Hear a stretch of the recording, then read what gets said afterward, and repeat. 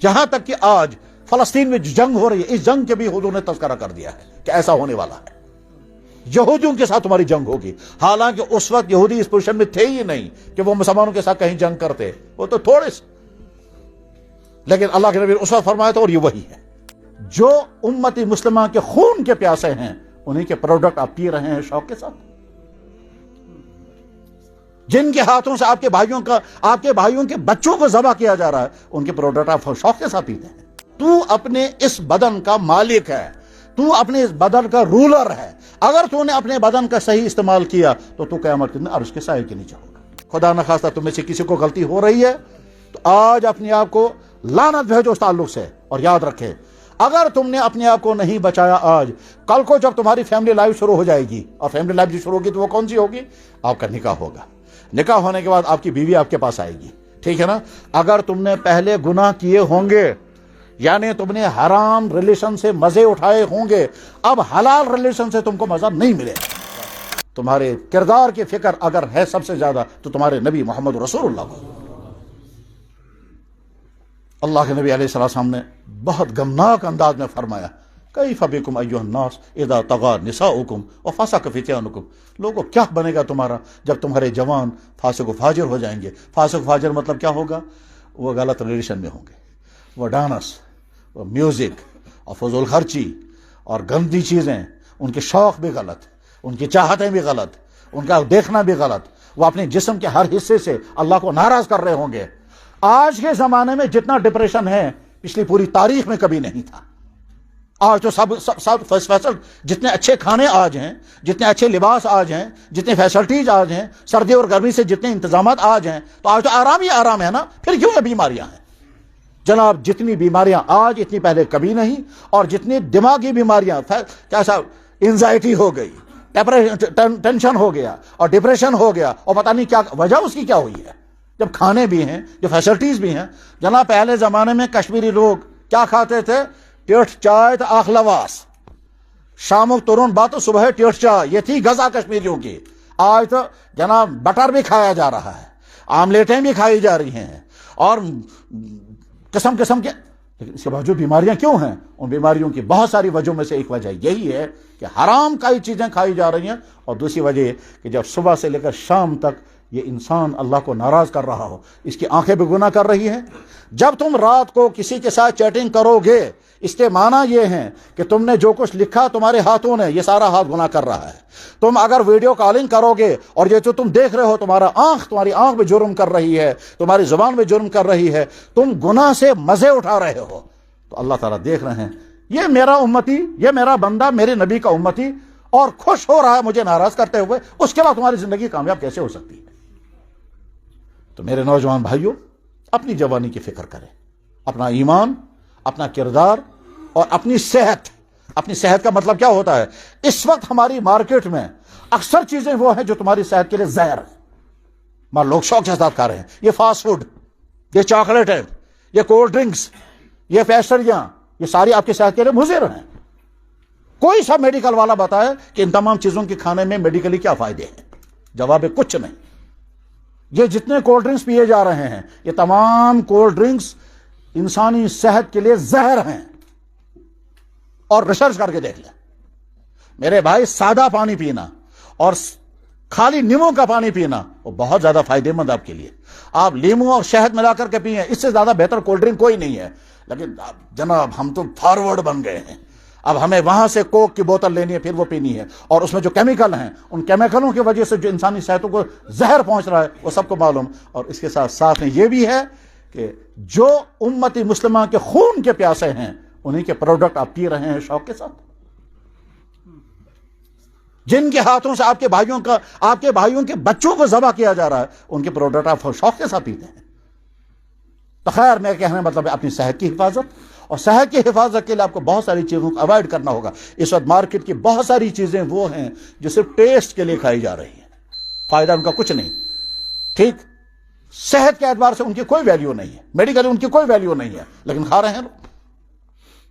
بلکہ پلس جناب والا باہر سے جتنے مرغے کٹ کر کے آ رہے ہیں، اور باہر سے جتنے کباب اور رشتے بن کر کے آ رہے ہیں، اور یہاں کے ہوٹلوں میں جتنے باہر کی پولٹری، تیار شدہ پولٹری کھائی جا رہی ہے، کیا گارنٹی ہے وہ حلال ہے یا حرام ہے؟ اور لوگ شوق کے ساتھ کھا رہے ہیں۔ جس جسم میں حرام چلا گیا، جو جسم حرام کام میں مبتلا ہے، کہ جناب وہ کہتے ہیں نا کیا، ہمارے آج کی زندگی کیا ہے؟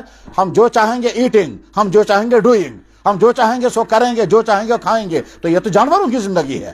اللہ کہتے ہیں جب تم میرے بندے ہو تو تم کیسے کہو کہ ہم جو چاہیں گے ایٹنگ کریں گے اور جو چاہیں گے ڈوئنگ کریں گے؟ تو ایٹنگ ایوری تھنگ اور ڈوئنگ ایوری تھنگ یہ ایمان والوں کا شعار نہیں ہے۔ ہم تو کہیں گے ہم اللہ کے فالوور بندے ہیں، اور اگر ہمیں فالوور نہیں بننا ہے تو اللہ تعالیٰ شان و فرماتے بہت اچھا، سائڈ پر ہو جاؤ، جن کو تم خوش کرو گے میں انہی سے میں ذبح کرا دوں گا، اور اس کے بعد پھر انہی کو ایمان کی دولت عطا کروں گا۔ میرے نوجوان بھائیوں، میں ڈائریکٹ جو کہنا چاہتا ہوں وہ یہ کہ آپ کی جوانی آپ کے ہاتھوں میں ہے، اپنی ایمان کی حفاظت، اس لیے کہ اس وقت بے شمار چاہیں گے کہ آپ اللہ کو چھوڑ دیں، آپ کو کنفیوز کریں گے، آپ کو اللہ کے بارے میں طرح طرح کے سوالات کریں گے، آپ کو پوچھیں گے کیا سر سوچتا خدا وشمت؟ یہ آپ کی یہاں یونیورسٹی ہے، یہ گاندربل کے پاس، وہاں کے لڑکے نے آگے مجھے بتایا، کہا کہ ہم کو پتہ ہی نہیں چلا ہاسٹل میں ہر ٹیبل پر کتاب رکھی ہوئی تھی۔ کیا کتاب رکھی تھی؟ خدا کہاں ہے۔ اب ظاہر ہے یہ بچہ جب اس کو پڑھے گا تو پڑھنے کے بعد پھر کیا ہوگا؟ کنفیوز ہو جائے گا، اس لیے کنفیوز ہوگا، اس کو تو اللہ کا کنسپشن ہے ہی نہیں، اس نے تو اللہ کے بارے میں کچھ پڑھا ہی نہیں ہے، وہ تو جانتا ہی نہیں اللہ کے بارے میں، تو کچا ذہن ہے، نامختہ ذہن ہے، معلومات زیرو ہیں، اس سے ایمان کی طاقت نہیں ہے، ادھر سے زہر پھیلایا جا رہا ہے، تو پھر کیا ہوگا؟ یہ اندر سے اس کے ذہن بنے گا خدا کہیں نہیں، لیکن زبان سے نہیں کہے گا، کیا ہے؟ جم قسم سیری خلاف، منہ اور قسم خلاف، پردہ، اندر کفر ہے اور زبان سے آپ کے ساتھ ملا ہوا ہوگا، یہ حالت ہو جائے گی۔ اس وقت ساری دنیا کے ہزاروں چینلیں لگی ہوئی ہیں محمد رسول اللہ ذات اقدس پر حملہ کرنے کے لیے۔ تم کو اللہ نے، جب تم سوشل میڈیا چلاتے ہو، تم نبی کی طرفدار بن کر کے نبی کی طرف سے جواب کیوں نہیں دیتے؟ آپ پڑھو پہلے اپنی نبی کی لائف ہسٹری۔ اللہ اکبر۔ جب ایک اسلام قبول کیا ایک شخص نے، اور اسلام کس پہ قبول کیا؟ ہاتھ دھونے پر۔ اس سے جب پوچھا گیا مسلمان کیوں ہے، کہنے لگے ہینڈ واشنگ پر میں مسلمان ہوا۔ ڈیٹیل بڑی لمبی ہے، شارٹ میں اتنا بتاتا ہوں میں۔ اس کو مسلمان نے کہا کہ ہمارے نبی نے 1400 سال پہلے ہینڈ واشنگ ہمیں بتائی ہے، اور ایک مرتبہ نہیں 5 مرتبہ وضو کریں گے، جب بھی واش روم جائیں گے ہینڈ واشنگ کریں گے۔ اسی پر اس نے حضور کی سیرت پڑھی، اور حضور کی سیرت پڑھنے کے بعد مسلمان ہو گیا۔ اب جب اس سے پوچھا گیا مسلمان ہونے کی آپ نے کیا سمجھا، کہنے لگے صاحب میں تو یہ سمجھتا ہوں کہ ایک جوان کے لیے بہترین آئیڈیل محمد رسول اللہ کی جوانی، ایک ہسبینڈ کے لیے بہترین آئیڈیل محمد رسول اللہ۔ کہتے ہیں محمد رسول اللہ ایز اے ینگ بوائے بہترین، محمد رسول اللہ ایز اے ہسبینڈ بہترین، محمد رسول اللہ ایز اے رولر بہترین، ان سے زیادہ بہتر کوئی نہیں ہے۔ تو زمانہ وہ ہے کہ آپ کو نبی سے دور کرنے کے لیے کنفیوز کریں گے، لہذا کسی تھیوری کی بنا پر کنفیوز نہیں ہونا۔ جہاں یونیورسٹی میں، وہاں سے لڑکا مجھے فون کرتا ہے، کہتا ہے ہم کیسے مانیں گے قرآن خدا کی کتاب ہے؟ تو میں نے کہا اس کا مطلب یہ ہے کہ آپ کی معلومات زیرو ہے۔ کہنے لگا کیوں؟ میں نے کہا یہ آپ کا سوال بتا رہا ہے کہ آپ کے پاس معلومات ہی نہیں ہے، اگر معلومات ہوتی تم یہ سوال ہی نہ کرتے۔ کہنے لگا کیا معلومات چاہیے؟ میں نے کہا معلومات یہ ہوں آپ کو پہلے معلوم یہ کرنا ہے کہ قرآن دنیا میں آیا کیسے، اس کے ساتھ ہی یہ بھی معلوم کرنا ہے کہ دنیا میں جو مذہبی کتابیں کون سی کتاب کیسے آئی ہے، اور اس کے بعد یہ بھی معلوم کرنا ہے کہ جس کے بعد مذہبی کتاب آئی ہے اس کتاب کے لینے والے نے اس کے ریکارڈنگ کے لیے کیا کیا، اس کے بعد پھر وہ کتاب اگلوں کو کیسے پہنچی۔ جب آپ یہ ڈیٹیل پڑھیں گے تو آپ کو یہ سوال ہی نہیں ہوگا، پتہ ہی چلتا آپ زیرو ہیں۔ اب ظاہر یہی آپ دوسروں کو کہہ رہا ہے خدا کو کہ، تو میں کہنا یہ چاہتا ہوں میرے نوجوان بھائیوں، تم کو اللہ کے بارے میں، نبی کے بارے میں، قرآن کے بارے میں، سچے دین اسلام کے بارے میں کون کنفیوز کرنے والے آئیں گے، اور تم کو کنفیوز کر دیں گے تو اپنے آپ کو کنفیوژن سے بچانا، اور اگر کبھی کنفیوژن ہو گیا تو کسی ماہر عالم سے ملنا اور اسے اپنا علاج کرانا، اس کے سامنے اپنا سارا وہ کنفیوژن پیش کرنا تاکہ وہ تمہارا سوال دور کر دے اور تم کو صحیح راستے پر لائے۔ نمبر 1، اسی طرح سے ایمان دین حق سے ہٹنے کے لیے ہو سکتا ہے تمہارے دین اسلام کی کوئی ایک چیز کو اس طرح سے وہ پیش کریں گے کہ آپ کہیں گے یار یہ تو ٹھیک نہیں ہے، اسلام میں یہ نہیں ہونا چاہیے، لیکن چونکہ وہ ٹھیک طرح سے پیش نہیں کیا گیا، وہ اندازی اس طرح سے پیش کریں گے کہ آپ کہیں گے آپ کو اسلام سے نفرت ہو جائے گی۔ چنانچہ بہت ساری ویبسائٹیں یہی کام کر رہی ہیں۔ یہ جو ٹی وی چینلوں پر ڈسکشن ہوتا ہے، اس کا مقصد یہی ہوتا ہے کہ مسلمان سننے والے کنفیوز ہو جائیں، اور وہ اس طرح سے ساری بحث کو 1 گھنٹے کی بحث میں وہ لائیں گے ایسے انسانوں کو جو انسان اسلام کو ٹھیک طرح سے ڈیفائن نہیں کریں گے، اور اس کے بعد جب اینڈ ہو جائے گا تو اینڈ ہونے کے بعد آپ کہیں گے یار یہ تو اسلام غلط ہے، اور مقصد ان کا یہی ہوتا ہے. کیا مسلمانوں کو ان ٹی وی چینلوں کے ڈسکشنوں سے اسلام کو سمجھنا ہے؟ یا ہمیں اسلام سمجھنا ہے اپنے نبی کے ذریعے، صحابہ کے ذریعے، محدثین کے ذریعے، فقہاء کے ذریعے؟ یا وہ ٹی وی چینلوں پر آنے والا کوئی فلم اسٹار ہوگا، کوئی رکشہ والا ہوگا اور کوئی جرنلسٹ ہوگا اور وہ آ کر اسلام کو ڈیفائن کرنے بیٹھے گا اور سننے والے کنفیوز ہو جائیں گے؟ تو میرے کہنے کا مطلب نوجوان بھائیوں کہ تم کو اپنی ایمان کی حفاظت کرنی ہے. اور ایمان کی حفاظت کرنے کے معنی کیا ہے؟ ہم اللہ کو اپنا اللہ مانتے ہیں اور واحد مانتے ہیں. ہم محمد صلی اللہ علیہ وسلم کو نبی مانتے ہیں اور سچا نبی مانتے ہیں. ساتھ میں ہم یہ کہتے ہیں محمد رسول اللہ جیسی زندگی اس کائنات میں کسی کی بھی نہیں ہے. جوان ہونے کی حیثیت سے، ہسبینڈ ہونے کی حیثیت سے، بزنس مین ہونے کی حیثیت سے، دوست ہونے کی حیثیت سے، رولر ہونے کی حیثیت سے ایسی آئیڈیل لائف کسی کی نہیں ہے. اور یہ ہم ہی نہیں کہتے ہیں، جو لوگ اسلام قبول کرتے ہیں آخر میں وہ بھی یہ کہتے ہیں کہ ایسی زندگی تو کسی کی بھی نہیں ہے. تو دنیا میں ہزاروں چینلیں یہی کام کر رہی ہیں کہ مسلمان کنفیوز ہو جانا چاہیے. تو اپنے اسلام پر قائم رہنا، اپنی ایمان کی حفاظت، اور ساتھ میں کردار آپ کے ہاتھوں میں ہے. آپ ہو سکتا ہے آپ ان چیزوں کے کھانے پینے میں لگ جائیں جو چیزیں آپ کی صحت کو تباہ کر دیں گی.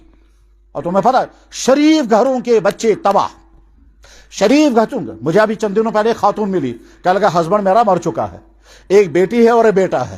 بیٹی تو ٹھیک ہے، بیٹا ڈرگز میں پھنس گیا ہے، 2.5 کروڑ روپے اس نے اڑا دیے ہیں. کس چیز میں اڑا دیے ہیں؟ ڈرگز میں. میں نے کہا مجھے کیا کرنا ہے؟ کہنے لگا کہ کچھ کرو، دعا کرو، کس طرح سدھر جانا چاہیے. مجھے ایک لیڈی فون کرتی ہے، کہتی ہے جناب اجازت ہے میں تھانے والوں سے کہ میرے بچے کو وہیں بند رکھو. میں نے کہا تھانے والے کس قانون سے بند رکھیں گے؟ اور اگر وہ ہمدردی میں لے جائیں گے تو 2 دن بعد چھوڑ دیں گے. تو وہ تو حل نہیں آپ کے بچے کا. تل کیا کروا دیں؟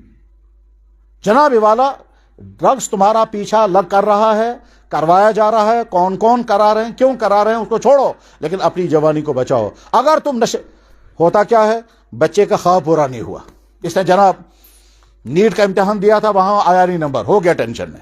اب اس ٹینشن کو دور کرنے کے لیے کیا، تو شیطان ایک قدم اور آگے بڑھائے گا، اس کو لگائے گا ڈرگز میں، تاکہ اس کو فی الحال سکون ملے. اب جو ہی اس نے ڈرگز میں سکون پایا، آگے دن پھر اور کرے گا، پھر ڈرگز میں پھنس جائے گا، پھر نکل نہیں سکے گا. تم میں سے جو جوان بچا ہوا ہے بہت مبارک، آئندہ اور اپنی حفاظت کرنا. اور اگر خدا نخواستہ تم میں سے کسی کو یہ بری لت لگ گئی ہے، چاہے سگریٹ، چاہے چرس، چاہے انجیکشن، چاہے کچھ اور، اگر تم اس بچے ہوئے ہو تو بہت مبارک. اور اگر خدا نخواستہ یہ بری لت لگ گئی ہے، آج تمہیں اپنے آپ کو اس میں سے نکالنا بہت آسان ہے. کل کو مشکل، ہفتے کے بعد اس سے مشکل، مہینے کے بعد اس سے مشکل، اور ایک وقت آئے گا کہ تم سرنڈر کر جاؤ گے. تم کہو گے اب میں نکل نہیں سکتا، میں تو پھنس گیا. پھر کہو گے اب تو زندگی گئی، برباد گئی. پھر تم گلیوں میں پھرنے لگو گے اور تمہارے گھر والے بھی تم کو لات مار کر باہر نکالیں گے، اور یا پھر تم کو کسی سینٹر میں پہنچا دیں گے تو تم نہیں حوالہ. یہ جوانی تمہارے ہاتھوں میں. ٹھیک اسی طرح سے اگر تمہارا کسی کے ساتھ غلط تعلق نہیں ہے تو بچے ہوئے ہو تو بہت مبارک.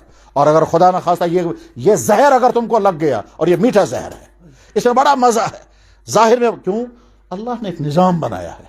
وہ نظام یہ ہے کہ جو ہی بچہ بالغ ہوتا ہے، جو ہی ٹین ایج سٹارٹ ہو جاتی ہے، تو اللہ تعالیٰ شانو تیاری کرتے ہیں اب آگے چل کر اس کو ہسبینڈ بن کر زندگی گزارنی ہے. اب اس کا دماغ میچور ہونے لگے گا، اس کی باڈی کے اندر سیکچول ہارمون ڈیولپ ہونے لگیں گے. آگے چل کر اس کو مرد بننا ہے، مرد بن کر کے اپنی بیوی کے ساتھ زندگی گزارنی ہے. پھر آگے چل کر اس کو اولادیں ہوں گی، تب تک اس کی باڈی تیار ہو جانی چاہیے.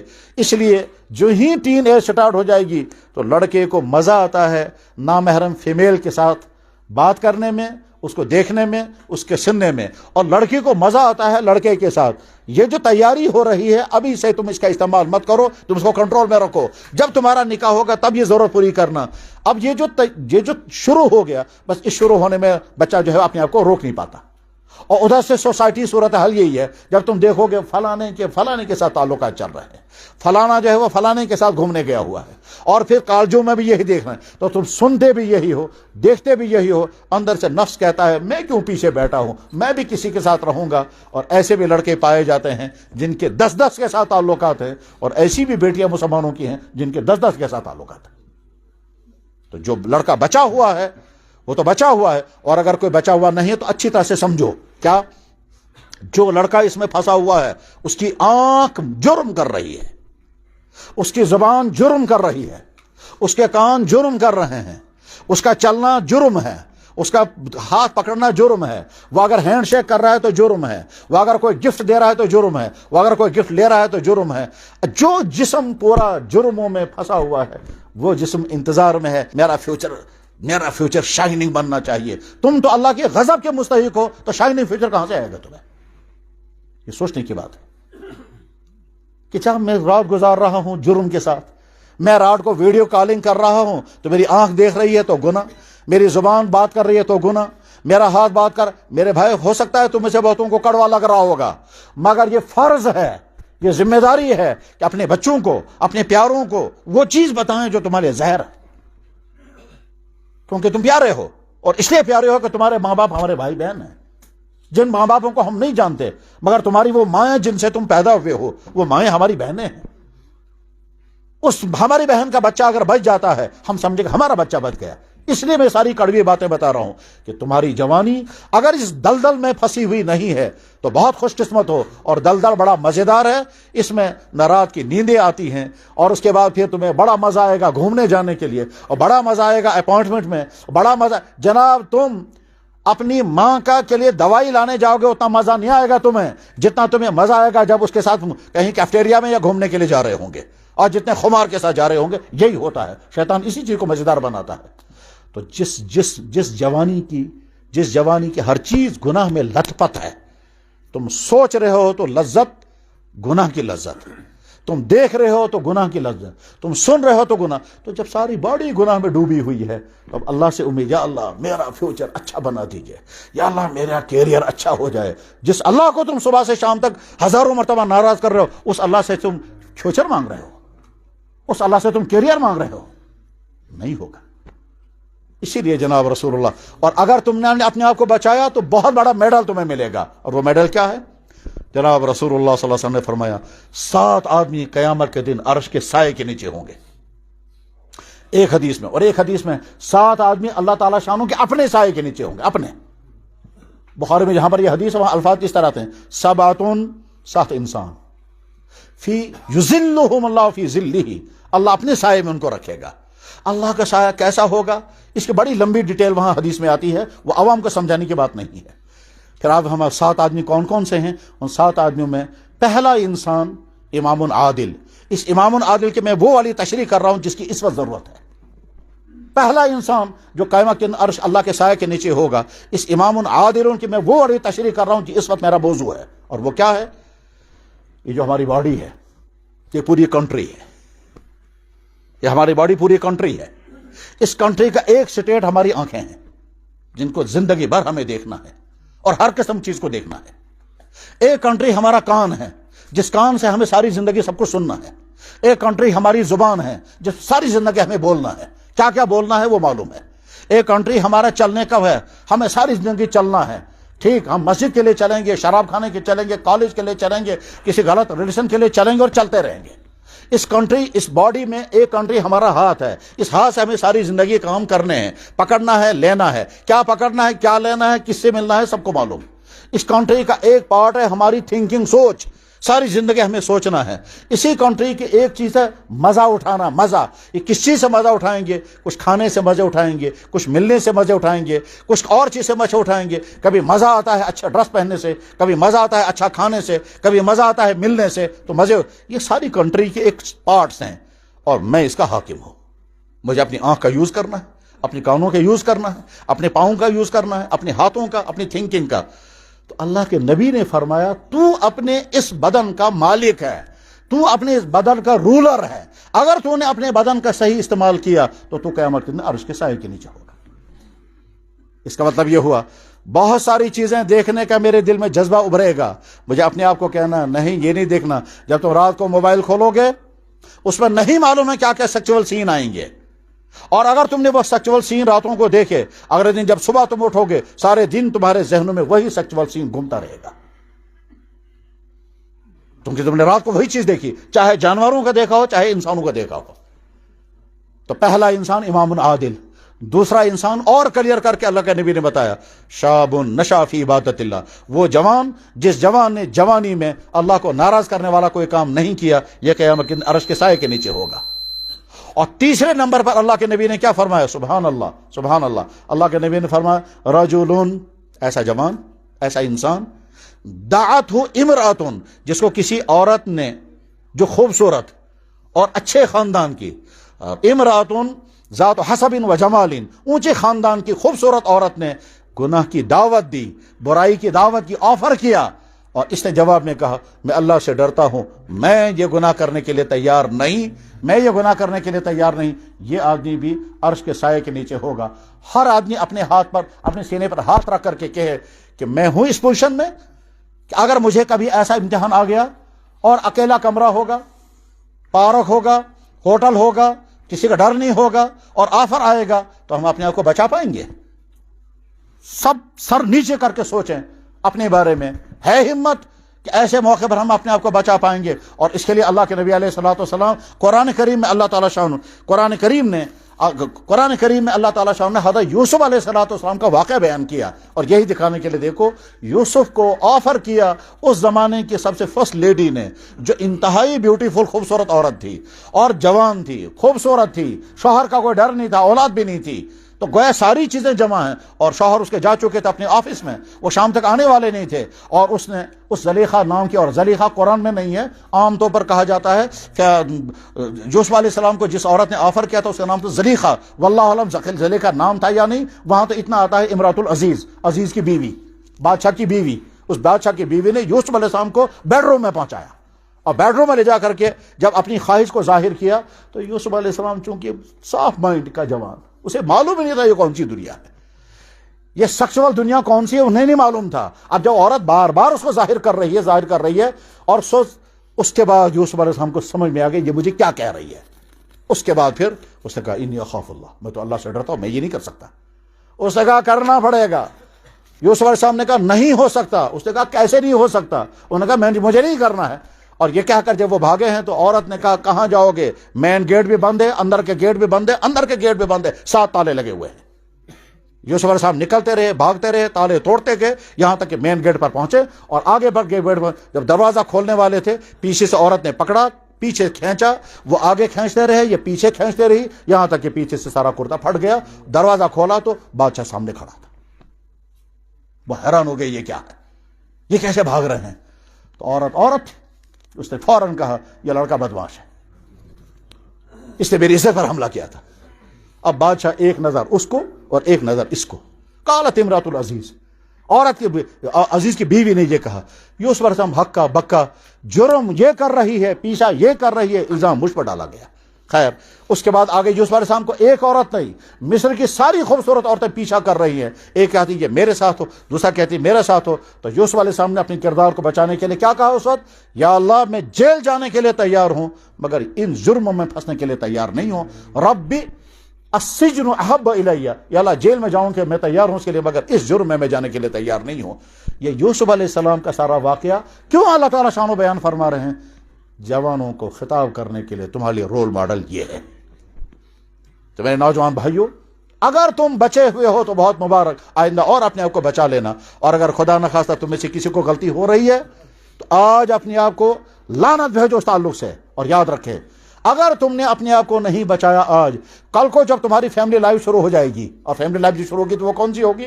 آپ کا نکاح ہوگا، نکاح ہونے کے بعد آپ کی بیوی آپ کے پاس آئے گی، ٹھیک ہے نا؟ اگر تم نے پہلے گناہ کیے ہوں گے، یعنی تم نے حرام ریلیشن سے مزے اٹھائے ہوں گے، اب حلال ریلیشن سے تم کو مزہ نہیں ملے گا۔ کیوں؟ اللہ تعالیٰ کا عام طور پر ضابطہ یہی ہے کہ یم خون ماز آس کھومت تم شن دن اللہ تعالیٰ کٹ ماز کھانا، اس کو پھر حلال میں مزہ نہیں آتا۔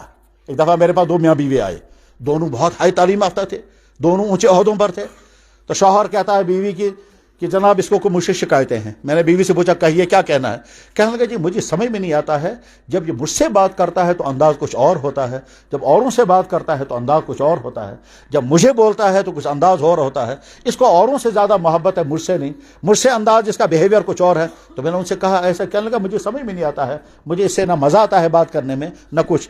بیوی کہتی ہے جناب میرے ساتھ یہ تو کر کے بات کرتا ہے اور بہت ہی توہین کے ساتھ بات کرتا ہے۔ اسی بیچ میں کہیں سے فون آتا ہے تو فوراً کہتا ہے ہیلو ہاؤ آر یو، آپ کیسی ہیں؟ میں حیران ہو جاتی ہوں اس کو کیا۔ تو میں نے اس سے کہا ایسا ہی ہے؟ کہنے لگا جی میں نے کہا کیوں؟ کہ میری سمجھ میں نہیں آتا ہے مجھے ان سے مزہ کیوں آتا ہے ان سے۔ میں نے کہا یہ بتائیے نکاح سے پہلے آپ نے کوئی غلطی تو نہیں کی ہے؟ تو سر نیچے کیا۔ میں نے کہا یہ اسی کی سزا ہے کہ جو حلال تمہارے گھر میں ہے اس کے ساتھ تمہیں مزہ نہیں آ رہا رہنے میں، اور جو حرام کے ساتھ زندگی میں مزہ کرنا۔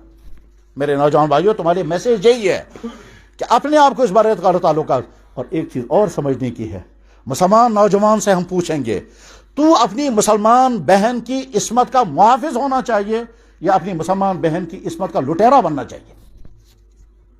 یہ سب کے سامنے سوال ہے، اور یہ سوال اس لیے ہے تمہارے کالجوں میں، تمہارے دفتروں میں، تمہارے کلاس روموں میں، تمہارے ہوٹلوں میں، تمہارے پارکوں میں، تمہارے گھروں میں کیا کیا ہوتا ہے، اس کی بنا پر تم سے یہ سوال ہے۔ تو اپنی جوانی کو بچاؤ، اور یاد رکھیں کسی قوم کے مٹ جانے کا آغاز کہاں سے ہوتا ہے؟ جب کسی قوم کی جوان بگڑ جاتے ہیں اس قوم کے مٹنے کا آغاز شروع ہو جاتا ہے۔ میں نے اچھی طرح کتاب میں پڑھا اندلس سے مسلمانوں کا خاتمہ کب شروع ہوا تھا؟ جب مسلمانوں کے گھروں میں دو چیزیں داخل ہو گئی تھی، شراب اور زناکاری۔ یہ دو چیزیں جب مسلمانوں کے گھروں میں داخل ہو گئی، چونکہ دولتیں بہت تھی، حکومت ان کی تھی، سارا ان کے نظام میں تھا، اب عیاشاں شروع ہو گئی۔ علامہ اقبال نے کہا تجھ کو بتاؤں تقدیر امم کیا ہے، شمشیر و سنا اول طاؤس و رباب آخر۔ جب آخر میں صرف ناچ گانے ہوتے ہیں، مغلوں کا بھی یہ انجام ہوا تھا جب آخر میں صرف ناچ گانے ہوتے تھے، اور کشمیریوں کا بھی انجام یہی ہوا تھا جب ایک دور میں ناچ گانے یہاں ہوتے تھے، اور اس سے پہلے کشمیر کی تاریخ میں اس سے پہلے بھی ہو چکا ہے۔ ممکن آپ میں سے کسی نے پڑھا ہوگا، اور اگر نہیں تو سمجھ لیں کشمیر کی تاریخ جو اسلام سے پہلے کی تاریخ ہے، اس تاریخ میں واقعہ لکھا ہوا ہے کہ جھیل ولر اصل میں ایک شہر تھا۔ جھیل ولر اصل میں ایک شہر تھا، لیکن اس شہر کے اندر اس زمانے کے لوگ ہر قسم کی برائیوں میں ڈوبے ہوئے، زناکاریاں، بدکاریاں، عیاشیاں، حکمرانوں کا ظلم، ٹھیک، طاقتوروں کا ظلم۔ مزدور آتا تھا جنگل سے لکڑیاں لے کر، وہاں کوئی چھین لیتا تھا۔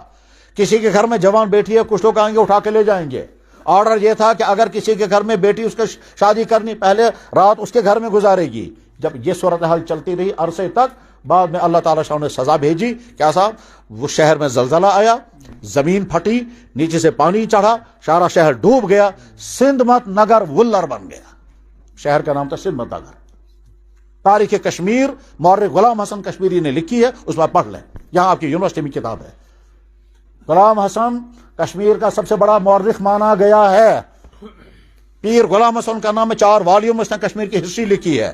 اس کے ایک پارٹ پہ یہ جملہ لکھا، پہلی والیوم میں نے خود پڑھا، فارسی میں انہوں نے کتاب لکھی ہے، ترجمہ ہوا ہے، اور ترجمہ ہمارے ایک عالم نے کیا ہے، مولانا شریف حسین قاسمی، جو دلی میں رہتے ہیں، کشمیر سری نگر سے چھپی ہے کتاب، اس میں لکھا موجود ہے۔ اللہ کا ضابطہ یہی ہے کہ جب دین حق عطا کیا ہو اور لوگ دین پر قائم نہیں رہیں گے اور بدکاریاں اور عیاشیاں ہونے لگیں گی، اس کے بعد پھر کچھ نہیں معلوم ہے کہ کب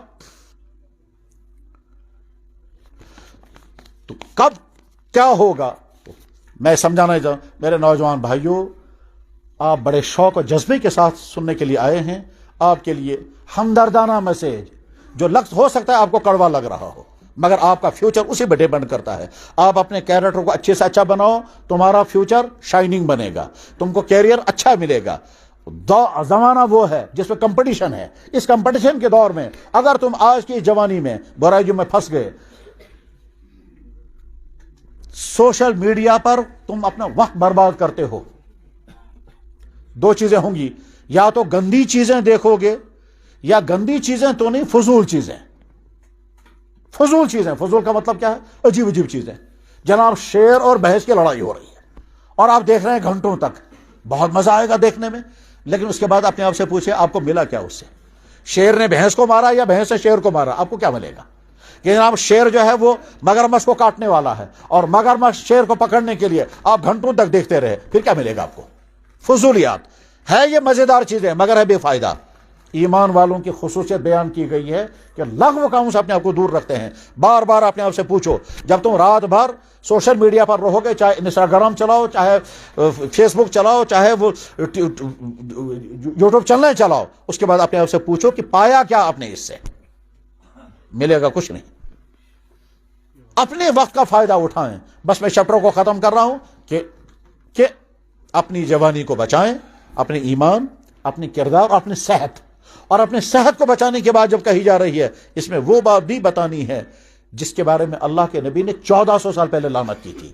آپ نے فرمایا تھا ناکح الید ملعون، ناکح الید ملعون، وہ شخص جو اپنے ہاتھ کے ساتھ نکاح کرے اس پر لعنت. بس اس سے سمجھنا.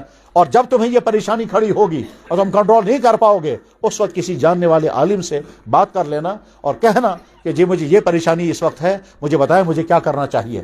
اور اس کے لیے تو ہم آپ سے نہیں، آپ کے والدین سے کہیں گے میرے بھائیوں جتنا جلدی ہو سکے اپنی بچوں کے نکاح کرو، ان کو لٹکا کر کے مت رکھو، اس لیے کہ ادھر سے جوانی ہے، ادھر سے ماحول میں چاروں طرف سے سیکچوئل سینز ہیں، اور اس صورتحال کے اندر اس جوان کا برائیوں سے بچنا آسان نہیں، بہت مشکل ہے. والدین کو چاہیے اپنے بچوں پر رحم کریں اور جتنا جلد ہو سکے ان کے نکاح کریں. یہ چیپٹر ختم کر کے میں اگلی بات عرض کرتا ہوں، بس 15 منٹ میں مجھے بات ختم کرنی ہے. میرے بھائی، ہم میں سے ہر شخص اپنے آپ کو میٹر لگا کے دیکھے کہ میرا رویہ انسانوں کے ساتھ کیسا ہے، میرا اخلاق کیسا ہے، میرا بیہیویئر کیسا ہے، اور میری آمدنی کے ذرائع کیا ہیں، اور میرے پاس جو پراپرٹی ہے وہ پراپرٹی کیسی ہے. یہ ہر شخص اپنے آپ کو میٹر لگا کے دیکھے. میرا بیہیویئر کیسا ہے، میرے پاس آمدنی کے ذرائع کیسے ہیں، میرا اخلاق کیسا ہے، اور میرا رویہ انسانوں کے ساتھ کیسا ہے. یہ کیوں؟ اس لیے کہ انسان کی قدر و قیمت، انسان کے قدر و قیمت اس کے اخلاق، اس کے بیہیویئر کی بنیاد پر ہوتی ہے. انسان کو قدر و قیمت نہ عہدے کی بنیاد پر ہوتی ہے، نہ دولت کی بنیاد پر ہوتی ہے، نہ آپ کے لباس کی بنیاد پر ہوتی ہے. اگر آپ کے بیہیویئر صحیح نہیں ہے اور آپ نے 50,000 روپے کا سوٹ پہنا ہوا ہے، کوئی قدر و قیمت نہیں. مجھے ایک دفعہ ایک صاحب ملے، کہنے لگا جناب 15,000 کا جوتا ہے. میں نے کہا آپ کا 15,000 کا جوتا ہے، یہ میرے پاس 400 روپے کا جوتا ہے، دونوں کا کام پاؤں پک پاؤں، فرق کچھ نہیں. آپ کو لوگ دیکھیں گے آپ کی کیریکٹر اور بیہیویئر کی بنا پر. پھر ٹھیک، میں نے کہا مگر سوال یہ ہے آپ نے 15,000 روپے کا جوتا پہنا ہے اور آپ کی بیوی کی درخواست آپ کے خلاف آئی ہے، تو آپ کے 15,000 کے جوتے کی کیا ویلیو ہے جو تمہاری بیوی کہہ رہی ہے تمہارے بارے میں تم صحیح انسان نہیں ہو. انسانوں کی قیمت چیزوں سے نہیں ہے، انسانوں کی قیمت بیہیویئر سے ہے، اخلاق سے ہے، رویے سے ہے. آپ کو پہچانا جائے گا آپ کے رویے سے. آپ ایک دفعہ میں ایک وہاں باڑی پور میں 15-20 سال پہلے ایک کوئی افسر ریٹائر ہو گئے وہاں، تو ریٹائر ہونے کے بعد پھر مجھے بلایا گیا. کہنے لگا جناب یہاں کوئی گیدرنگ ہو رہی ہے اور افسر ہمارے رخصت ہونے والے ہیں. میں نے کہا بھائی مجھے کیا کرنا ہے، میرا تو اس میں کوئی کام نہیں ہے. کہنے لگا نہیں آپ بھی تھوڑی دیر کے لیے آئے. میں نے کہا جب میں آؤں گا تو میں بھی بات بھی کروں گا، اور بات کرتے ہوئے میں بتاؤں گا کہ ملازم کو ڈیوٹی کیسے دینی چاہیے اور عوام کے ساتھ رویہ اور کرپشن سے اپنے آپ کو کیسے بتانا چاہیے. یہ تم کو کڑوا لگے گا مگر کہنے لگا جی آپ آ جائیے. گیا میں، بہرحال کچھ میٹھے انداز میں کچھ کڑوے انداز میں ساری باتیں سنائی کہ افسروں ملازموں کے ذریعے سے انسانوں کو راحتیں کیا ملتی ہیں وہ بھی بتایا، اور افسروں ملازموں کے ذریعے سے انسانوں پر ظلم کیا ہوتا ہے وہ بھی بتایا. خیر سب کچھ ہونے کے بعد اب وہ دوسرے لوگ کھڑے ہو گئے، کھڑے ہوتے رہے، صاحب کو کہتے رہے جناب آپ بہت اچھے تھے، آپ ایسے تھے اور ویسے تھے، اب آپ ریٹائر ہو گئے جا رہے ہیں، بہت اچھا، ہمیں آپ کی یاد آئے گی. یہ خوب تعریفیں ہوتی رہیں. بہرحال آخر میں انہوں نے کباب شباب کھا کر کے رخصت ہو گئے. میں وہیں بیٹھا ہوا کچھ مسائل کا جواب دے رہا تھا. جب باہر نکل گئے تو کافی دیر کے بعد میں جب باہر نکلا تو باہر 3-4 آدمی کھڑے ہیں، اسی آفس کے ملازم، آپس میں بات کرتے ہوئے کیا کہتے ہیں، کہنے لگے شکر پریو بڑ بلائے گئی دفعہ. میں حیران ہو کر سنتا رہا. میں نے کہا یہ ہے اصلی جواب، یہ اس کے کردار کو بولا جا رہا ہے، اس کے کیریکٹر کا یہ ہے اصلی فیصلہ. وہ جو اندر کہا جا رہا تھا جناب آپ تھے ایسے اور ویسے، وہ سب نقلی تھا. یہ ہے اصلی جواب. یعنی اس کے معنی کیا ہے، تمہارا رویہ جیسا ہوگا تمہارے متعلق کمنٹس وہی آئیں گے. تمہارا رویہ تمہارے کمنٹس کے ذریعے سے سامنے آئے گا. یعنی اس کا مطلب کیا ہوا، میری بیوی میرے بارے میں کہنی چاہیے جیسا میرا شوہر اچھا ہے ویسا تو کوئی بھی نہیں. میری اولاد میرے بارے میں کہنی چاہیے جیسا اچھا ہمارا والد ہے ایسا تو کوئی بھی نہیں. میرے بھائی بہن کہنا چاہیے جیسا ہمارا بھائی اچھا ہے. میرے ملازم کہنا چاہیے جیسا یہ اچھا. اچھے بنو، اچھے، یہ ہمارے نبی نے فرمایا. بس اس کو کہ بخاری میں حدیث ہے، جناب رسول اللہ صلی اللہ علیہ وسلم نے ارشاد فرمایا. کیا فرمایا؟ ابغض الرجال الی اللہ الالد الخصم. اللہ کو بنتا نفرت ہے اس انسان کی جو الد الخصم ہو. الد الخصم کا مطلب جس کا بیہیویئر، جس کا رویہ، جس کا طرز عمل، جس کا اٹھنا بیٹھنا ایسا ہو کہ سارے لوگ دور بھاگتے ہوں اور کان پکڑتے ہوں، سارے لوگ چاہتے ہوں اس سے ہم بچیں. یعنی جو لوگ سمجھتے ہیں ہماری عزت کو اس سے خطرہ ہے، ہماری جان کو اس سے خطرہ ہے، ہم کو یہ نہ جانے کیسے نقصان پہنچائے گا، یہ بے عزتی کر دے گا، یہ برا بلا کہے گا، اور لہذا لوگ دور بھاگتے ہیں. اللہ تعالیٰ فرماتے ہیں مجھے بھی اس سے نفرت ہے. اس کا مطلب اچھا باپ بنو، اچھا بیٹا بنو، اچھا شوہر بنو، اچھے داماد بنو، اچھے دوست بنو، اچھے بھائی بنو، افسر ہو تو اچھے افسر بنو. कुलीग हो तो अच्छे कुलीग बनो, जहां हो अच्छे बनो, इतने अच्छे कि जब हम मंजर से हट जाएं तो कोई हमारी शिकायत करने वाला न हो कि इसने मेरे साथ ये किया, इसका रवैया ये था। ये हमारा इस्लाम कहता है, और उसके लिए नमूना खुद मोहम्मद रसूलुल्लाह के ज़ात अक़दस है। दुनिया के तमाम इंसान चाहे मुखालिफाना नुक्ते नज़र से हुजूर की सीरत को पढ़े, फिर बताए मोहम्मद रसूलुल्लाह कैसे हैं, हर एक कहेगा इससे अच्छा तो कोई हो ही नहीं सकता। मैंने अभी चंद दिनों पहले एक साहब से मुलाकात की, ये अलीगढ़ यूनिवर्सिटी के प्रोफेसर हैं और हुस्न इत्तेफाक हमारे जानने वाले हैं। मैंने उनसे कहा आपकी फलानी बुक मेरे पास मौजूद है। कहने लगा कौन सी? मैंने रेफरेंस दिया। कहने लगा अच्छा क्यों? मैंने कहा उसमें वाक़या आपने लिखा है, मैं आपको सुनाता हूँ। कहने लगा सुनाइए। मैंने उनको वाक़या सुनाया। मैंने कहा आपने उस किताब में लिखा है कि साउथ अफ्रीका के एक बड़ा लीडर था जो साल जेल में रहा है। आप में से बहुत सारे लोग शायद समझ गए होंगे। साउथ अफ्रीका के एक बहुत मशहूर लीडर जो साल जेल में रहे थे और बाद में रिलीज होने के बाद वो वहां के प्रेसिडेंट भी बने। ठीक है, वो समझ गए। मैं चूंकि नौजवान लड़के हैं, आप लोगों ने सुना नहीं होगा, ये जो हमारे पढ़े लिखे हजरात हैं इनको तो समझ में आ गया वो कौन था, लेकिन आपको बताने के लिए मैं कहता हूं उस आदमी का नाम था नेल्सन मंडेला, और वो 25-30 साल जेल में रहे। और उसके बाद उनको जब छोड़ा गया तो क्योंकि मकबूल आदमी थे तो उन्होंने अपनी कौम के लिए बड़ी कुर्बानियां दी थी, तो आगे चल करके वो साउथ अफ्रीका के प्रेसिडेंट भी बने। खैर, मैंने उनसे कहा, मैंने कहा आपकी किताब में वाक़या लिखा हुआ है मंडेला साहब डरबन या जोहान्सबर्ग, इन दो शहरों में से किसी एक शहर का दौरा कर रहे हैं प्रेसिडेंट। जाहिर है सिक्योरिटी साथ होगी और न जाने कितना बड़ा स्टाफ साफ होगा। दौरा करते करते शाम को उन्होंने कहा कि जी चाहता है किसी रेस्टोरेंट में खाना खाएंगे। उन्होंने कहा बहुत अच्छा। अब वो गए, किसी रेस्टोरेंट को चेक किया, वहां सिक्योरिटी लग गई और उसके बाद फिर अंदर बुलाया गया। इत्तेफाक की बात कि जब रेस्टोरेंट में अंदर चले गए हैं तो एक कोने में एक आदमी खाना खा रहा था। जो ही अंदर चले गए, उस आदमी ने जो ही देखा प्रेसिडेंट साहब को तो वो कांपने लगा, बेइंतहा परेशान, उसका मुंह खुश्क हो गया, खाना भूल गया, वो कांपने लगा। ये आकर बैठ गए। स्टाफ के लोग जब उसे देखते हैं तो हैरान हो गए, इस बेचारे को क्या परेशानी है। प्रेसिडेंट साहब ने उसको देखा, वो पहचान गए ये कौन है, और वो भी चोरी चोरी नजरों देखता रहा और परेशान होता गया, और एक लम्हा उसका गुजारना मुश्किल था। बाद प्रेसिडेंट साहब ने उसे कहा बुलाओ उसे भी इसी टेबल पर। अब जब सिक्योरिटी वाले गए, साहब आपको बुला रहे हैं पेट, तो आ जाओ। अब वो कांपते कांपते अपनी ट्रे उठा करके लाया और वो भी सामने बैठा, मगर कहां उसे खाया जाता, वो तो परेशान और कपकपी तारी है, मुंह खुश्क है। ये सारे लोग उसे देखते हैं, लेकिन साहब क्योंकि पहचान चुके थे ये कौन है, उसकी तरफ देखते भी नहीं है। खाते रहे। खाने के बाद फिर क्या क्या उसके बाद हुआ होगा, हो सकता है ड्रिंकिंग हुई होगी, क्या क्या हुआ होगा, स्मोकिंग हुई होगी। बहरहाल इसने कहा इससे कहो आप चले जाओ, आपके पेमेंट हम खुद ही कर देंगे। पीए साहब ने उनसे कहा कि साहब कह रहे हैं आप चले जाएं, आपकी पेमेंट हम खुद ही कर देंगे। चला, वो कांपते कांपते उठ के चला गया, मगर उसको चला भी नहीं जा रहा था। ठीक है, चला गया। पीए साहब ने बड़े साहब से कहा कि जनाब पता नहीं किस बीमारी में है, ये किस परेशानी में है, ऐसी हालत इसकी है। तो बड़े साहब ने कहा किसी बीमारी में नहीं, कोई परेशानी नहीं, इसकी परेशानी मुझे मालूम है क्या है। मैंने कहा सर क्या है?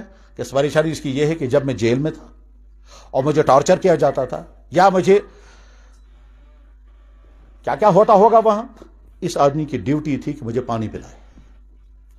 मुझे इंट्रोगेशन होता था, टॉर्चर होता था, इस आदमी की ड्यूटी थी मुझे पानी पिलाए।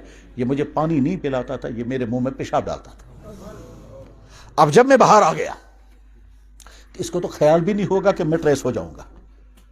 अब जब मैंने इसको देख लिया तो ये सोच रहा होगा कि प्रेसिडेंट साहब ने मुझे देख लिया, अब मेरी खैर नहीं है। अब वो जो जेल में मैंने इनके साथ जो कुछ किया है उस सब का मुझसे बदला लिया जाएगा, और जैसे चाहेंगे बदला लेंगे। सही है। मैंने इन साहब से कहा, मैंने कहा आपकी किताब में लिखा है वाक़या? कहने कहा, मैंने कहा मैं वाक़या मुझे आपको नहीं सुनाना और आपको भी नहीं सुनाना। मैं आगे जो सुनाना चाहता हूं वो ये है कि नेल्सन मंडेला ने पूरे स्टाफ को सामने रख करके कहा, मैंने जेल में प्रॉफिट मोहम्मद की लाइफ हिस्ट्री पढ़ी है। मैंने उसमें पढ़ा है कि जब प्रॉफिट मोहम्मद ने मक्का फतह किया था तो तमाम दुश्मनों को माफ कर दिया था। मैंने उसी वक्त इरादा किया था अगर मैं बाहर आ गया तो मैं अपने तमाम दुश्मनों को माफ करूंगा। तुम सब इत्मीनान रखो और हो सके तो उसको फोन कर देना कि प्रेसिडेंट साहब ने कहा बेफिक्र रहो, तुम्हारे खिलाफ कोई एक्शन नहीं लिया जाएगा। मोहम्मद रसूलुल्लाह नमूना है दुनिया के इंसानों के लिए। मेरे भाई, हम दुख पहुंचाते हैं अपनों को, हम जुल्म करते हैं अपनों पर, हम नमूना बनाते अपने लिए चंगेज खान को, हमारे लिए नमूना मोहम्मद रसूलुल्लाह। جس محمد رسول اللہ کو نمونہ بنا رہا ہے وہ شخص جو ایمان والا نہیں تھا. اور کردار موجود ہے, کتاب موجود ہے, میرے پاس کتاب موجود ہے, علی گڑھ یونیورسٹی سے کتاب چھپی. غرض میسیج یہ ہے کہ ہر آدمی کسی کو دکھ دینے والا نہ بنے, ہر آدمی کسی کو تکلیف دینے والا نہ بنے, نہ اپنے قلم سے, نہ اپنی زبان سے, نہ اپنے رویے سے, کسی چیز کو کسی کو تکلیف نہ پہنچے. ہمارا نبی ہم سے یہی چاہتا تھا. اور جو آدمی, ہر آدمی کے پاس آمدنی کے ذرائع کیا ہیں, ہر آدمی چیک کرے میرے پاس آمدنی کے ذرائع, بزنس ہے, جاب ہے, انڈسٹری ہے, کیا ہے. ہر آدمی چیک کر کے دیکھے کہ میرے پاس جو آمدنی ہے وہ حلال ہے کہ حرام ہے, حلال ہے یا حرام ہے. اللہ کے نبی نے فرمایا ایک وقت آئے گا کہ ہر آدمی کی تمنا یہ ہوگی پیسہ آنا چاہیے, حلال آئے یا حرام آئے مجھے اس کی پرواہ نہیں. بس. اور آخری بات, جناب رسول اللہ صلی اللہ علیہ وسلم کے بے شمار کمالات میں سے ایک کمال یہ تھا کہ آپ نے قیامت تک کیا کیا ہوگا وہ سارا بیان کر دیا ہے. جہاں تک کہ آج فلسطین میں جو جنگ ہو رہی ہے, اس جنگ کے بھی حضور نے تذکرہ کر دیا ہے کہ ایسا ہونے والا ہے. یہودیوں کے ساتھ تمہاری جنگ ہوگی. حالانکہ اس وقت یہودی اس پوزیشن میں تھے ہی نہیں کہ وہ مسلمانوں کے ساتھ کہیں جنگ کرتے, وہ تو تھوڑے سے, لیکن اللہ کے نبی نے اس وقت فرمایا تھا اور یہ وہی ہے. تو جناب رسول اللہ صلی اللہ علیہ وسلم نے قیامت تک کیا کیا ہوگا وہ سارا بیان کر دیا ہے. انہی میں سے اللہ کے نبی نے یہ بھی بیان فرمایا ایک وقت آئے گا مرد مردوں سے بدکاریاں کریں گے, عورتیں عورتوں سے بدکاریاں کریں گے. ٹھیک وہی ہے وہ لیسبینزم اور گےازم, LGBTQ+ اسی کو کہتے ہیں کہ لیسبینزم, گےازم. اللہ کے نبی نے 1400 سال پہلے بیان کیا تھا ایسا ہوگا. اور انہی میں اللہ کے نبی علیہ السلام نے یہ پیشن گوئیاں فرمائی ہیں. گھروں میں یہ ہوگا, حکمران یہ کریں گے, دولت والے یہ کریں گے, شرابیں عام ہوں گی, زناکاریاں عام ہوں گی, نام بدل کر کے رشوت کو حلال کریں گے. نام بدل, یہ کہتے گئے رشوت, یہ گئے چائے, یہ کہتے گئے رشوت, ہاں رشوت کو حرام, یہ گئے چائے, یہ گئے محنت. تو نام بدل کر کے, سود کا نام بدل کر حلال کریں گے, رشوت کا نام بدل کر حلال کریں گے.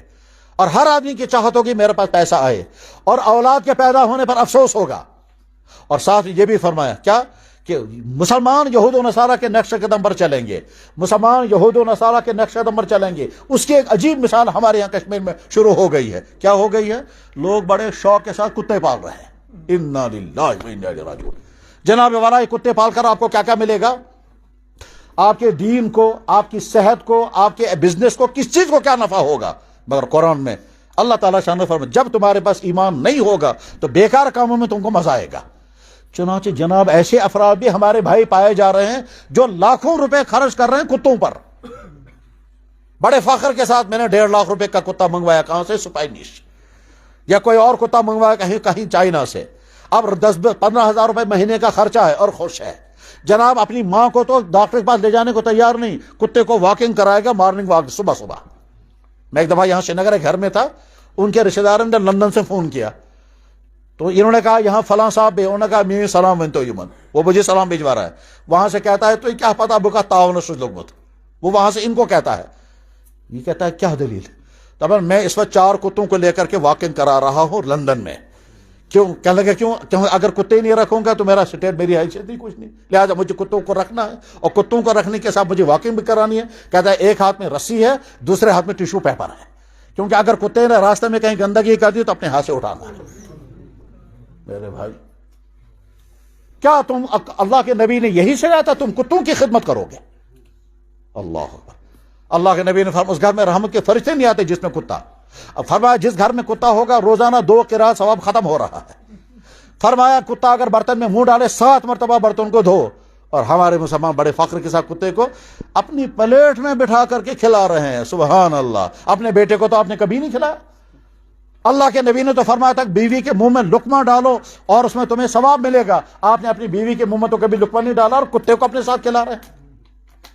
جب ایمان مٹتا ہے تو یہی نتیجے نکلتے ہیں. جب تمہیں یہود و نصارہ کی تہذیب پسند ہے, اور یاد رکھیں اللہ کا قانون یہ ہے کہ اللہ کو ناراض کر کے اگر تم کسی اور کو خوش کرو گے اسی سے اللہ تعالیٰ پٹوا دیتے ہیں. تاکہ ساری تاریخ بتا رہی ہے اور آج کا منظر بھی بتا رہا ہے کہ جناب اللہ کو ناراض کیا اور فلانے کو خوش کیا, انہیں کے ذریعے سے پٹوائے گئے. انہوں نے انگوٹھا دکھایا, انہوں نے سارا منظر, جن کو تم نے خوش کیا تھا اللہ کو ناراض کر کے, چاہے عورت نے شوہر کو خوش کیا اللہ کو ناراض کر کے, اسی شوہر سے تکلیف پہنچے گی. शौहर ने बीवी को खुश किया, अल्लाह को नाराज किया, उसी बीवी से तकलीफ पहुंचेगी। साहब ने नाराज किया, बड़े साहब को खुश किया, अल्लाह को नाराज, उसी बड़े साहब से पिटेगा। जिस कौम ने दूसरी कौम को खुश किया, उसी कौम से पिटवाया जाएगा। अल्लाह का कानून है। तो मुझे नाराज करके उसको खुश कर रहे हो, उसी से मैं पिटवाऊंगा। तो बस अपने रवैये ठीक करें। और हमारे नमूना मोहम्मद रसूलुल्लाह। मेरे नौजवान भाइयों, तुम जवानी में हो, तुम्हारी जवानी के लिए नमूना फिल्म स्टार और क्रिकेटर नहीं, तुम्हारी जवानी के लिए नमूना है मोहम्मद रसूलुल्लाह।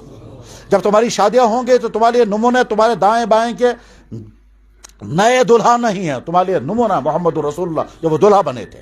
तुम बाप बनोगे, तुम्हारे लिए नमूना मोहम्मद रसूलुल्लाह एज ए बाप। तुम जब अफसर बनोगे, तुम्हारे लिए नमूना मोहम्मद रसूलुल्लाह एज ए अफसर। और अगर किसी ने रूलर बना किसी को रूलर, तो तुम्हारे लिए नमूना मोहम्मद रसूलुल्लाह। इस कायनात में मोहम्मद रसूलुल्लाह से ज्यादा बेहतर रूलर कोई नहीं है कि जिन्होंने ये फरमाया था, अगर मेरी बेटी फातिमा चोरी करेगी, उसका हाथ काट दूंगा। कौन दुनिया में कह सकता है? ये सिर्फ मोहम्मद रसूलुल्लाह ने कहा था। मोहम्मद रसूलुल्लाह ने ये फरमाया था, अब्बास ये मत सोचना मैं नबी का चचा हूं, अल्लाह मुझे माफ कर देंगे, अपना किरदार खुद लेकर के आना। फातिमा ये मत समझना मैं अमल नबी की बेटी हूं, अल्लाह मुझे कुछ नहीं करेगा। सफिया ये मत कहना मैं नबी की फूफी हूं। अल्लाह के नबी ने अब्बास से फरमाया तू मेरे चचा हो, अल्लाह के यहाँ चचा होने की बुनियाद पर फैसला नहीं होगा। सफिया से फरमाया तू मेरी फूफी हो, अल्लाह के यहाँ फूफी होने की वजह से फैसला नहीं होगा। फातिमा से कहा तू मेरी बेटी हो, अल्लाह के यहाँ बेटी होने के बाद अपने किरदार पर फैसला होगा। तुम्हारा अपने अमाल खुद तैयार कर, मैं कुछ नहीं करूंगा। आखिरी बात, जनाब रसूलुल्लाह सल्लल्लाहु अलैहि वसल्लम। मैं तो कभी कभी कहता हूं कि हम कश्मीरियों की फिक्र तो हमारे नबी को भी, और आज भी तकरीबन रोजाना कोई ना कोई ख्वाब आकर बताता है, इस तरह से हुजूर ने फरमाया, इस तरह से नबी ने फरमाया, इस तरह से तकरीबन रोजाना। और शाह हमदान कश्मीर आए हैं तो उसमें भी अल्लाह के नबी अलैहि सलाम ने ख्वाब में उनको बताया था। शाह हमदान की किताब में लिखा हुआ है कि मैं मुराकबे में बैठा हुआ था, जनाब रसूलुल्लाह सल्लल्लाहु अलैहि वसल्लम मुराकबे में मुझे सामने आ गए, फरमाया अली कश्मीर चले जाओ। किताब में लिखा हुआ है। हमारा नबी आज भी हमारे लिए फिक्रमंद है। सलाम मोहम्मद रसूलुल्लाह की खिदमत में। जनाब रसूलुल्लाह सल्लल्लाहु अलैहि वसल्लम फरमाया, मैं तुमसे पहले दुनिया से रुखसत होने वाला हूं, और तुम मेरे सामने आओगे तो मैं फख्र करूंगा बाकी तमाम कौमों पर, देखो मेरी उम्मत कितनी अच्छी है। खबरदार इस हाल में मेरे सामने मत आना कि तुम्हारी वजह से मुझे वहां शर्मिंदगी उठानी पड़े। हर आदमी अपने आप को मीटर लगा के देखे। ये बोलने वाला भी अपने आप से पूछेगा, तुम्हारी जिंदगी ऐसी है कि जब तुम नबी के सामने पहुंचोगे और नबी तुमको अपने गले लगाएं और खुश हो जाएं, ये ऐसा तो नहीं है कि तुम वहां पहुंचोगे और अल्लाह के नबी चेहरा फेर लें, तुम तो किसी और रास्ते पर थे, तुम्हें उनकी चीजें अच्छी लग रही थी, तुम उन्हीं के साथ जाओ। मेरे भाई बस यही आखिरी मैसेज। व आखिरु दावाना अल्हम्दुलिल्लाहि रब्बिल आलमीन बिरहमतिका या अरहमर राहिमीन। दरूद शरीफ पढ़ें, मुख्तसर से दुआ करेंगे, उसके बाद अजान होगी और फौरन फिर इंशाअल्लाह नमाज होगी। फिर दरूद शरीफ। अल्लाहुम्मा सल्लि अला सय्यिदिना मुहम्मद व अला आलि सय्यिदिना मुहम्मद व असहाबि सय्यिदिना मुहम्मद व बारिक व सल्लिम अलैहिम।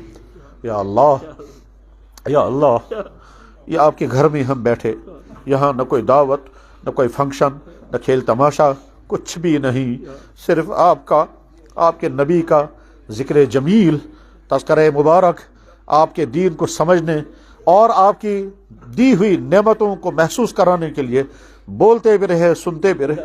या अकरमुल अकरमीन, आप कितने अच्छे अल्लाह हैं, क्या क्या आपने हमको अता किया। हमने नहीं मांगा था आंखें, कान, जुबान, खूबसूरत जवानी, ईमान, हमने तो कुछ भी नहीं मांगा था, ये सारा तो आपने हमको दिया है। या अकरमुल अकरमीन, हमने ईमान नहीं मांगा था, आपने ईमान दिया, कितना बड़ा एहसान हुआ। हमने ये पूरी बॉडी नहीं मांगी थी, आपने पूरा जिस्म अता किया, कोई कमी नहीं रखी, कितना बड़ा एहसान किया। दुनिया में अल्लाह अंधे भी हैं, बहरे भी हैं, गूंगे भी हैं, पागल भी हैं, मेंटली भी हैं। या अल्लाह जाकर देखेंगे मेंटल हॉस्पिटल में कैसे कैसे मंजर, जाकर देखेंगे हड्डियों के अस्पताल में कैसे कैसे हड्डी टूटे हुए लोग, जाकर देखेंगे किसी भी जगह कैसे कैसे एबनॉर्मल। या अल्लाह जाके देखते हैं उन घरों में जिन घरों में एबनॉर्मल लोग पड़े रहते हैं। या अल्लाह वहाँ जाकर देखते हैं तो सोचते हैं अगर हम ऐसे होते फिर क्या होता। मगर आपने या अल्लाह ये खूबसूरत जवानी अता की। या अल्लाह हम खुश होते हैं अपनी शक्ल देखकर, खुश होते हैं अपनी बॉडी देखकर। या अल्लाह ये तो आपकी दी हुई है। या अल्लाह और खुश होते हैं आपने ईमान अता फरमाया। हम शुक्र अदा करते हैं आपकी तमाम दी हुई नियामतों पर। हमारा शुक्र कबूल फरमा लें।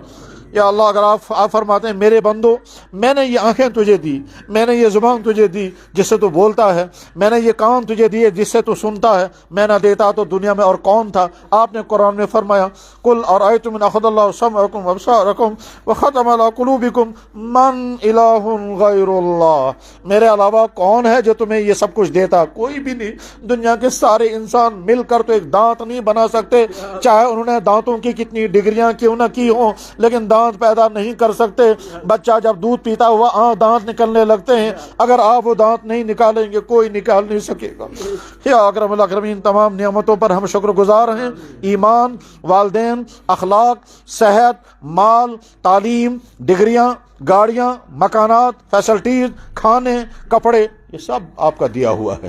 یا اللہ شکر پڑھتے ہیں اور معافی چاہتے ہیں ان تمام غلطیوں سے جو ہم سے ہوا، مگر یا اللہ ایک احسان اور بھی آپ کا ہے اور بہت بڑا احسان ہے، بہت ہی بڑا احسان ہے، اور وہ یہ ہے کہ یا اللہ ہم اپنے بارے میں جب سوچتے ہیں پچھلی زندگی میں کہاں کہاں کیا کیا کیا، کس کلاس روم میں کیا کیا، کس سے ملے، کس سے کیا کیا، یا اللہ کیا ایٹنگ ہوئی اور کیا ڈوئنگ ہوئی، یا اللہ کس دفتر میں، کس بارک میں، کس ہوٹل میں، یا اللہ کس پلے گراؤنڈ میں، کس ہاؤس بوٹ میں، یا اللہ کون سے ٹورسٹ مقام پر کیا کیا کیا، کیا کھایا، کس سے ملے، کس سے لیا، کس کو کیا دیا، یا اللہ بہت کچھ بھول گیا ہے، کچھ یاد ہے، مگر آپ نے سب پر پردہ رکھا ہے، نہ آپ نے رسوا کیا نہ سزا دی، اور آپ کو سب معلوم ہے تو نے۔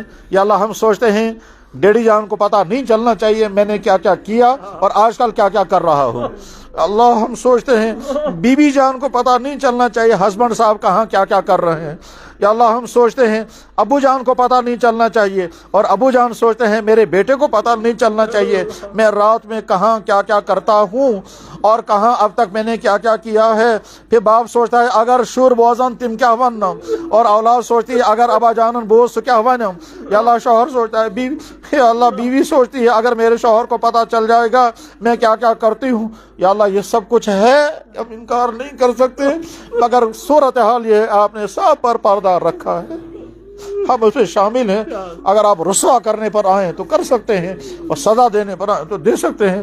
آپ نے رسوا بھی نہیں کیا اور سزا بھی نہیں دی، اس پر بھی ہم آپ کا شکریہ ادا کرتے ہیں، اور اب معافی دے دیجئے ہمیں۔ یا اللہ ایسی پاکیزہ زندگی عطا کر دیجئے کہ ہم آپ کو ناراض کرنے والی زندگی سے اپنے آپ کو بچائیں۔ یا اللہ ایک ایک جوان کے فیوچر کو اچھا بنا دے، یا اللہ ان کو ایمان عطا کر دے، ان کا اخلاق اچھا بنا، ان کا کیریئر اچھا بنا، ان کا کردار اچھا بنا، یہ پاک دامن ہو کر جوانی گزاریں، اور جلد سے جلد ان کو رشتہ نصیب فرما، جلد سے جلد ان کو روزگار عطا فرما، اور ایمان اور اخلاق والی زندگی ان کو عطا فرما۔ جس بچے کے جو خواب ہیں وہ خواب پورے کر دے۔ یا اللہ جوانی میں انسان بڑے خواب دیکھتا ہے کہ جب وہ خواب پورے نہیں ہوتے ہیں تو ٹینشن اور ڈپریشن کا شکار ہو کر کے پھر برباد ہو جاتے ہیں۔ ایک ایک بچے کی جوانی کو بچا دے، ایک ایک بچے کی ایمان کی حفاظت فرما۔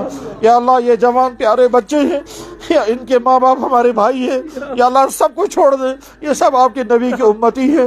یا اللہ ان جوانوں کی جوانی کی حفاظت فرما دے۔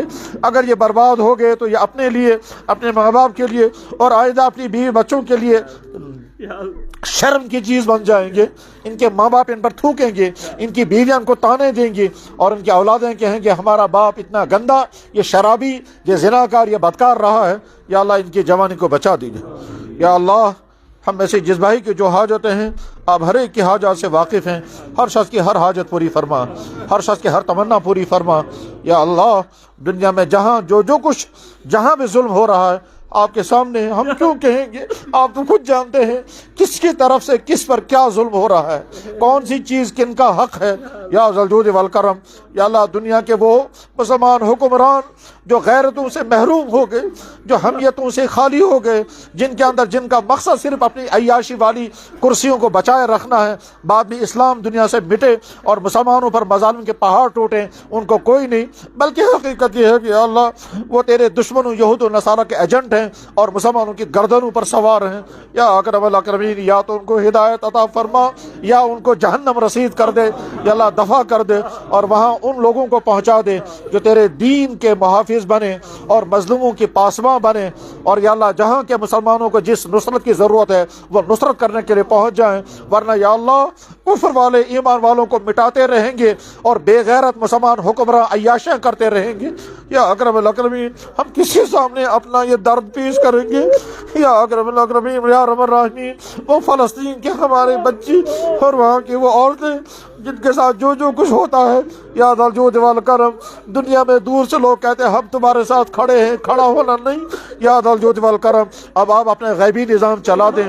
یا اللہ آپ وہی اللہ ہے نا جس نے فرعون کو ڈبویا، آپ وہی اللہ ہے نا جنہوں نے نمرود کو تباہ کیا، موسیٰ کو بچایا، فرعون کو غرق کیا، ابراہیم کو بچایا، نمرود کو فنا کیا، عاد اور سمود کو فنا کیا اور ہود و صالح کو بچایا، آپ وہی اللہ ہے۔ ہم اپنا یہ کیس آپ کی بارگاہ میں پیش کرتے ہیں۔ یا اللہ جناب رسول اکرم صلی اللہ علیہ وسلم نے جتنی دعائیں اپنی ذات اور تمام امت کے لیے جب مانگی، ایک ایک ایمان والے کے حق میں وہ ساری دعائیں قبول فرما دے۔